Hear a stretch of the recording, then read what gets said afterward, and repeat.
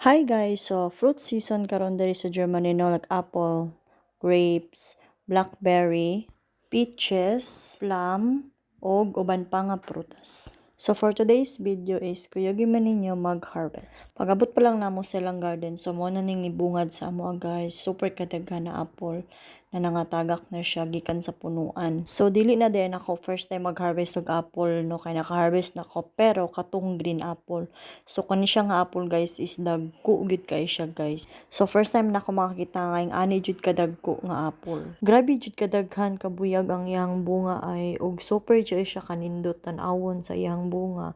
So ang apple is daghan kay siya benefits and they are rich in fiber and antioxidants. Og eating them is a link to a lower chance of getting many chronic conditions. Wow, di ba daghan kay benefits guys, including diabetes, heart disease, and cancer. Apple may also promote weight loss and improve gut and brain health. So, di ba, mao nagiingon na apple a day, keep the doctors away. Char. Balik na ta sa harvest no. So, ara guys, na nakoy mga nakuha og libog na gid ko kung hotdon ba ni or hotdon ni. Char. Ambak kaday, ambak gyud. So, ano na ko, gihurot na kaya di siya makaya. So, dali na pud ko sa peach guys. So mauning punuan sa peach, gamay lang kay siya pero daghan siya og bunga. So makatawag gyud aning peach kay mura gyud siya lubot ug porma.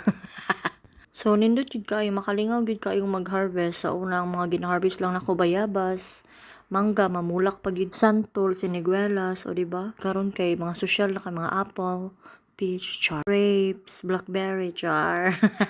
So mao na po din siya ano guys, o green apple. So wala na minangwa sa green. Og padayon ta diri na mi sa blackberry. So kaniyang blackberry guys kay dagko kayo ni siya. So katong nasa wild nga blackberry is gagmay siya pero lami gyapon to siya guys, kani kay dagko ni nga klase. Diri sa Germany is daghan kay blackberry guys. Kung naka sa mga sagbutan da makita na lang nimo na naanay blackberry. Kanang dali ra kay siya motubo og mukatay bisag asa.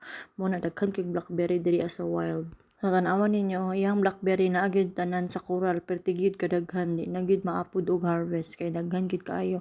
So daghan tay mabuhat ani guys, pwede ka maghimo og marmelade o pwede pud nimo i-shake.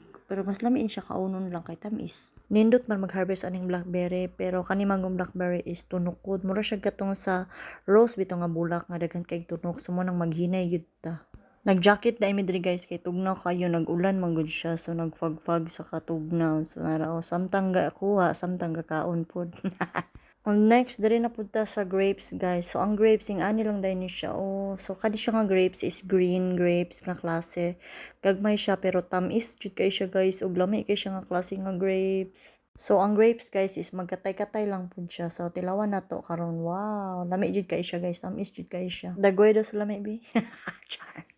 Og mao ni ako mga amiga guys, gipuyos na sa kadaghanan na magkuha, gipang puyos na.